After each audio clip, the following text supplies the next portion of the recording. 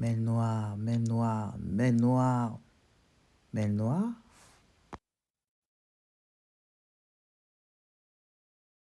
Bon, on va pas tarder parce que je sais qu'il y a le foot, je sais que vous êtes pressés. D'ailleurs, regardez votre match contre le Mexique, si c'est South African. Although what they're doing, bon, on va pas trop parler sur la South Afrique. En tout cas, bonne chance, c'est l'Afrique qui gagne.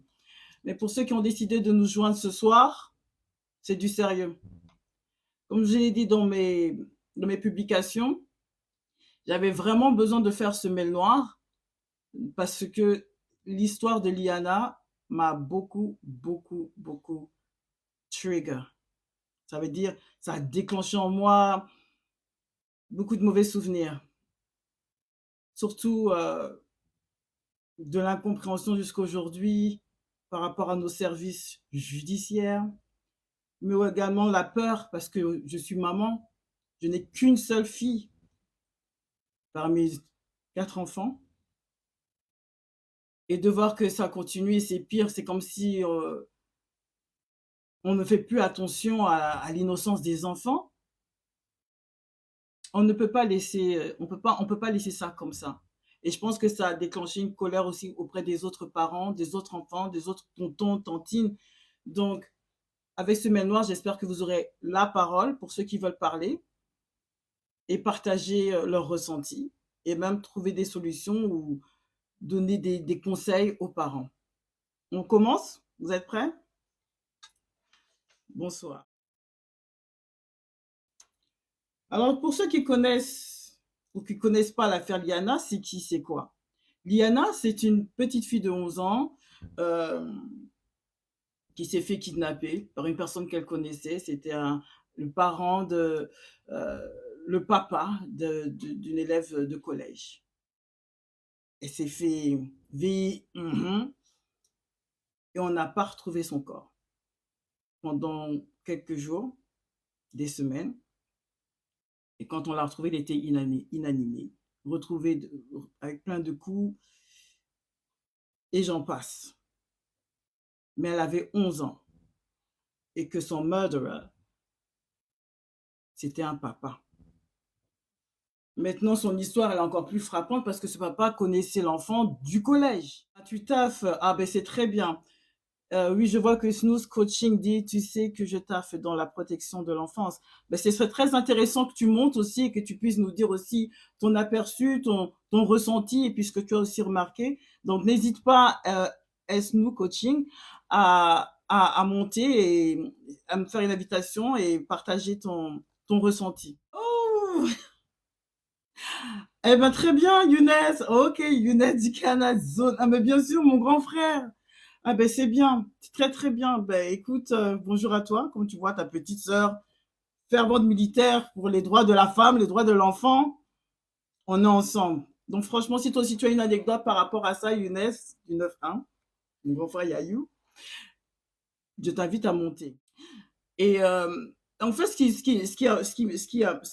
me cache, pour revenir à l'histoire de la petite Léana, ce qui me bouleverse beaucoup, c'est que les gens le connaissaient.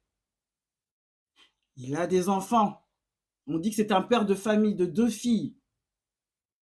De 2 filles. Donc, père de famille, il vit avec sa femme.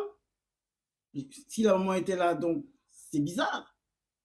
On va laisser la maman parce que même dans la mère de 2 filles, on n'en parle pas trop. On ne sait pas pourquoi, mais on va la laisser là où elle est. Mais elle va se reconnaître parce que, bien sûr, je vais en dire un mot par rapport à ça. Il y a le fait que cet homme-là, il travaillait avant dans un lycée et que le lycée l'avait renvoyé parce qu'il donnait, il faisait des textos, il envoyait des textos à des jeunes filles. C'est inapproprié. Mais on l'a signalé aussi. 7 fois, il a eu 7 cas où on l'a signalé parce qu'il a fait des choses étranges pour viol, pour name it. Mais la justice, toujours rien fait. Après, ils disent qu'ils ne savaient pas que c'est un problème de bureaucratie. Pourtant, quand tu es terroriste, juste ton nom, il y a tous les fichiers, tout est dedans. Quand c'est pour prendre un crédit, il y a tout qui est dedans. Alors, comment ça se fait que pour les PDF, il n'y a jamais rien? C'est bizarre ça. Ça, je ne suis pas là pour faire l'avocate et parler de ça. Non, moi, ce qui me concerne, c'est cet homme-là et la famille. Oui. Pourquoi je dis ça? C'est parce que cet enfant, les gens l'ont bien vu. Ils l'ont bien vue tous les jours, très innocente. On dit à nos enfants aujourd'hui, ne partez pas avec, ne parlez pas aux inconnus. À mon époque, moi je suis des années 80, tu ne pouvais pas parler à des inconnus. En tout cas, nos parents étaient très clairs là-dessus. Mais quand on décrit la pauvre petite par ses parents, on a bien compris qu'elle était très innocente. On aime cette innocence chez l'enfant. Mais il y a des prédateurs qui regardent bien. Ils ramènent des goûters, ils vous observent, ils sont là continuellement à côté de vos enfants. Bien sûr, il n'y a personne qui va les signaler dans le sens où c'est des prédateurs, ils sont connus par la justice, donc il faut faire attention. Non. Mais comme je dis, ce mail noir, c'est fait pour crier alerte. Réveillons-nous en tant que parents. Le prédateur, là, les PDF, il faut les connaître. Il faut les observer. Parce que je sais qu'il y a beaucoup aussi dans nos familles, dans notre entourage, il y en a un qui est caché. Mais Les personnes PDF, ils ont ça, que c'est peut-être pas trop de leur faute, en fait. Parce que dans leur tête, ça marche pas comme tout le monde. 3 raisons, ils nous en donnent. Pour simplifier, la première, c'est qu'il y a peut-être un problème au niveau du cerveau, au niveau de leurs neurones. C'est pas peut-être, il y a un problème. C'est-à-dire qu'ils ont, qui présentent beaucoup de complexes, des anomalies au niveau des neurones. Donc, il y a un ça ne va pas déjà dedans. Ce n'est pas un ça ne va pas juste pour leur pointer du doigt, non. C'est scientifiquement prouvé. Après, on vous dit qu'il y a aussi un déséquilibre hormono-neurochimique. C'est-à-dire que chez eux, leurs hormones, vous savez, les hormones, ça nous donne des pulsions, des palpitations, l'anxiété. Ça nous pousse, c'est psychique, mais ça va se matérialiser par un comportement. Vrai ou faux? En tout cas, c'est ce qu'ils disent et c'est vrai.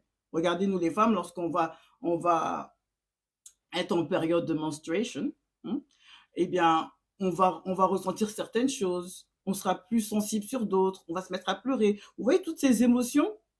L'homme aussi a ça. Et ces hommes prédateurs, ils ont ce problème-là. C'est officiel, ils ont ce problème. Après, on parle qu'ils ont malheureusement hérédité, c'est-à-dire qu'ils ont un problème génétique. Nous, ce coaching, quasi tout est régi par les hormones, comme tu nous dis, effectivement.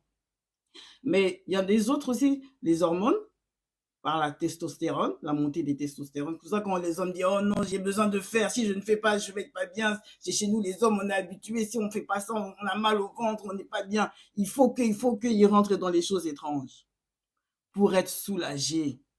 Pour une personne qui est capable de se retenir, de maintenir ses émotions, il se retient. Mais il y en a d'autres qui n'arrivent pas.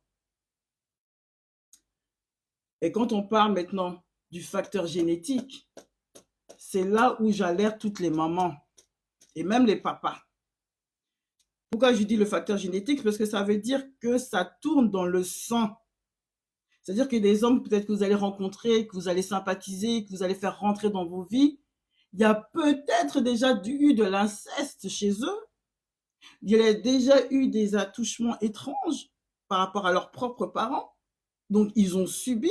Ce qui fait que, éventuellement, s'ils n'ont pas compris et réglé ce problème-là, ils peuvent à leur tour faire la chose avec des enfants mineurs. Et il est là le problème. Et ça, c'est ce facteur de génétique-là, moi, je trouve qu'on le retrouve aussi chez Jérôme Barilla. Parce que, vous n'êtes pas au courant, mais son grand frère, lui aussi, est poursuivi pour les mêmes circonstances. Son père, également, connu pour ça. Donc, vous voyez bien que c'est héréditaire. Mais ça, ce problème-là, là, il est très... il faut vraiment l'accentuer, le problème héréditaire. Parce que, surtout pour les mamans solo, C'est qui se disent qu'ils ont besoin d'amour, ils ont besoin d'être avec quelqu'un. La personne est gentille, il aime beaucoup mes enfants, il donne beaucoup d'attention à mes enfants. Mais pourquoi? Et comment? Est-ce que quand l'enfant il est à côté, il se sent à l'aise? Mais parce que la femme est peut-être trop dans les dans le cœur, dans les sentiments mocos, dans les émotions qu'elle choisit de fermer ses yeux et ne regarde pas la douleur ou le comportement de son enfant. Surtout quand c'est des enfants qui ont moins de 10 ans ou moins de 5 ans, qu'ils n'ont pas encore le vocabulaire adapté pour s'exprimer. Mais vous choisissez l'homme à la place de l'enfant.